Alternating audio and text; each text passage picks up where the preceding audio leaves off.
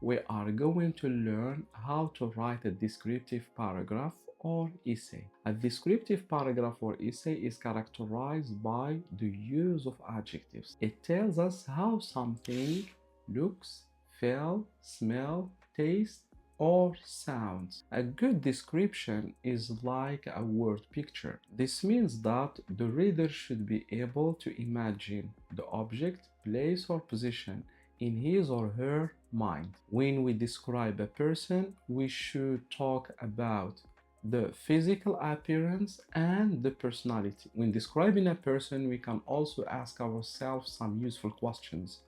First, what does he or she look like? Here we are talking about the person's physical appearance. Second, how does he or she dress?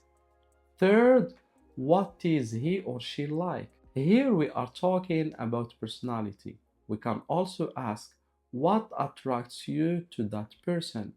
And what do you like most about him or her? These questions can help us organize our descriptive paragraph. Example, describing a person. Now let's look at an example of a descriptive paragraph. The person we are going to describe is Bob. Take a moment and read this descriptive writing. As you can see here, we need a topic sentence and we need supporting details.